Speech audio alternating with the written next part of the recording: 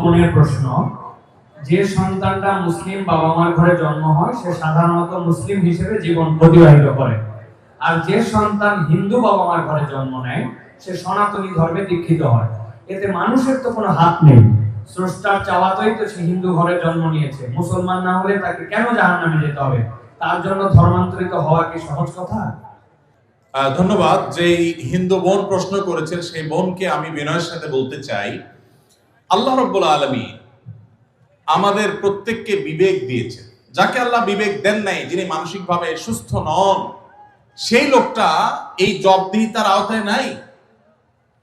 আল্লাহ যাকে সুস্থ বিবেক দিয়েছেন তাকে তার বিবেক সত্যের প্রতি অনুসন্ধান করার, সত্যের পথ খুঁজে বের করার শক্তি সামর্থ্য দিয়েছেন।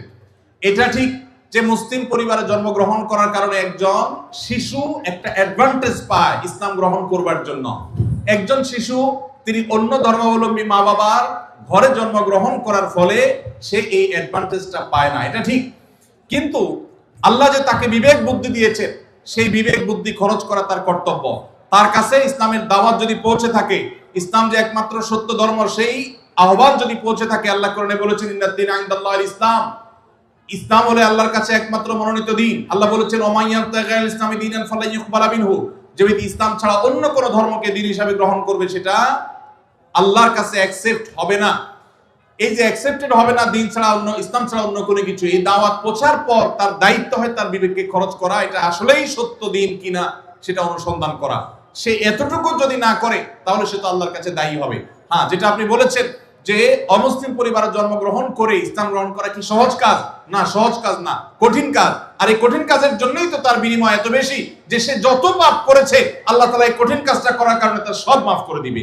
আল ইসলামু ইয়াহদিমু মা কানা ক্বাবলাহু, ইসলামের আগে সবগুলো আল্লাহ তাআলা মাফ করে দিবেন, কারণ সেই কঠিন কাজটা করেছে।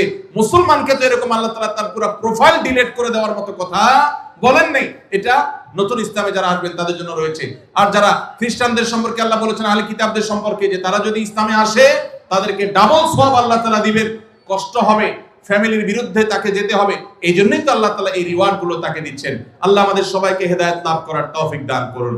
কাউকে আল্লাহ তাআলা মুসলিম বাবা মার ঘরে জন্মগ্রহণ করিয়ে অ্যাডভান্টেজ দিয়েছেন, কাউকে আল্লাহ তাআলা মুসলিম সোসাইটির মধ্যে রেখে অ্যাডভান্টেজ দিয়েছেন, কাউকে আল্লাহ বিবেক বুদ্ধিতে শার্প রেখে তাকে অ্যাডভান্টেজ দিয়েছেন। অ্যাডভান্টেজ সবাই কম বেশি পাচ্ছে, তবে আমাদের কাছে শুধু নিজেদের দুর্বলতাটাই চোখে পড়ে।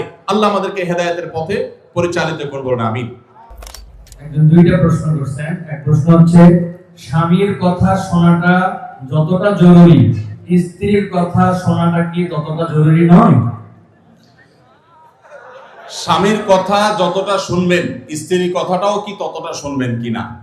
দেখুন, পৃথিবীতে ফ্যামিলি ব্যবস্থাপনা ইসলামে একটা আছে, আর এর বাইরে পশ্চিমাদের আরেকটা আছে। দুইটা সিস্টেম।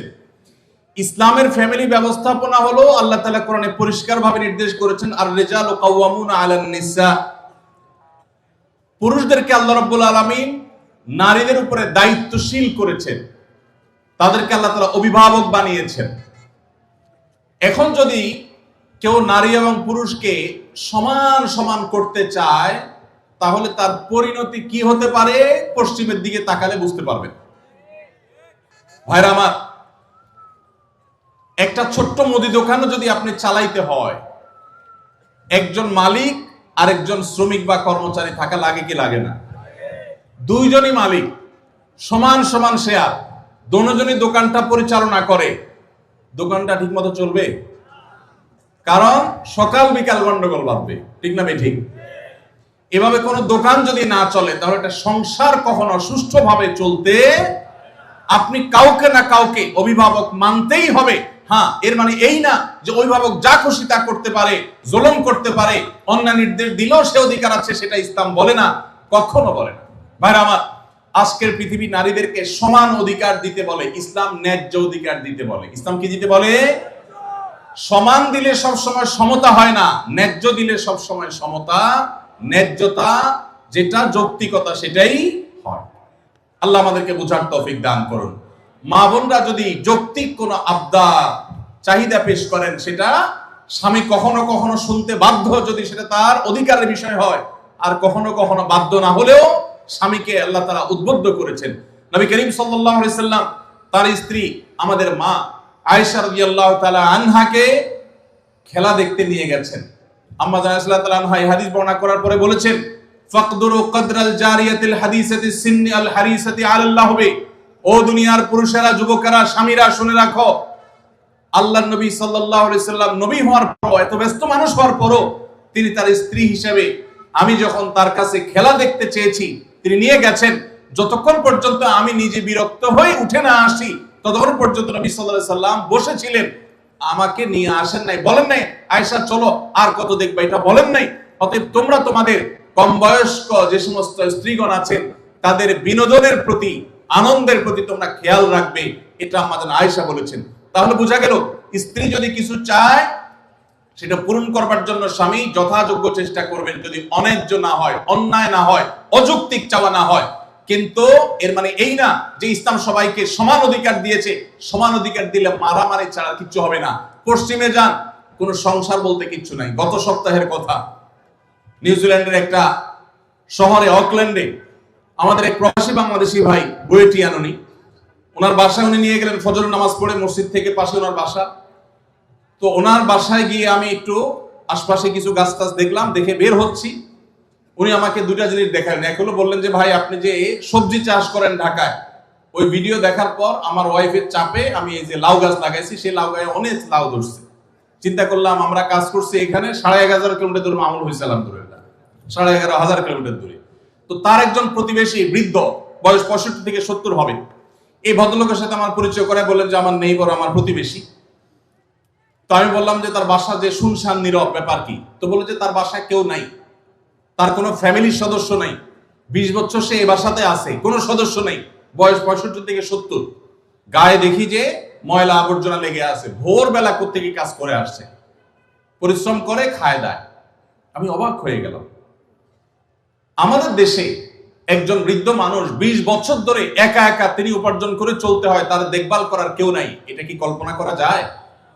আপনি যদি ট্রাভেল করেন সারা দুনিয়াতে দেখবেন বৃদ্ধ বৃদ্ধ মহিলা 60, 65, 70, 80 বছর একা একা ট্রাভেল করছে, কেউ তাদের সাথে নাই।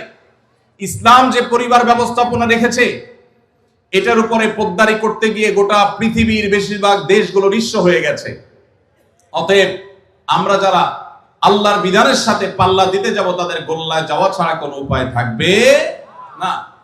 মেয়েদেরকে ইসলাম সমান অধিকার দিতে বলে না, কোনো কোনো ক্ষেত্রে ছেলেদের চাইতে বেশিও দিতে বলে, আবার কোনো কোনো ক্ষেত্রে কমও দিতে বলে, যেখানে যতটুকু প্রয়োজন ততটুকু। অতএব শেয়ানে শেয়ানে সমানে সমানে যদি লড়তে চান তো ওদের যে অবস্থা হয়েছে, সংসার ভেঙে গেছে, পরিবার ব্যবস্থা ভেঙে গেছে, সে অবস্থা আমাদের হবে। আমি ওই ভাইকে জিজ্ঞেস করলাম এই লোকটা ফ্যামিলি ছাড়া কেন থাকে, কারো কি একা থাকতে ভালো লাগে? তখন তিনি আমাকে বললেন ভাই সাধে থাকে না, এই জন্য ফ্যামিলি ছাড়া থাকে যে বউয়ের সাথে তো 2 দিনে বেশি 3 দিন বনবে না। নিয়ম হলো, আইন হলো, বেশিরভাগ উন্নত দেশগুলোর আইন একই রকম। 3 বছর যদি বিবাহ লাস্টিং করে, বিচ্ছেদ হলে স্বামীর যা উপার্জন আছে তার অর্ধেক স্ত্রী, স্ত্রীর যা উপার্জন আছে তার অর্ধেক স্বামী পেয়ে যাবে। এই আইনের কারণে মানুষ বিবাহ করতে চায় না, অবৈধ সম্পর্ক দিয়ে সে কাজ সারে, যার কারণে সন্তান হয় না, জেনারেশনের মধ্যে গ্যাপ তৈরি হয়ে যাচ্ছে। আল্লাহ তাআলা আমাদেরকে ইসলামের মতো সুমহান জীবন বিধান দিয়েছেন, এর চেয়ে যৌক্তিক, এর চেয়ে সুন্দর, এর চেয়ে সুখ, এর চেয়ে দাম্পত্য শান্তি আর কোন সমাজে কল্পনা করা যায় না। আল্লাহ তাআলা শুকর সেজন্য।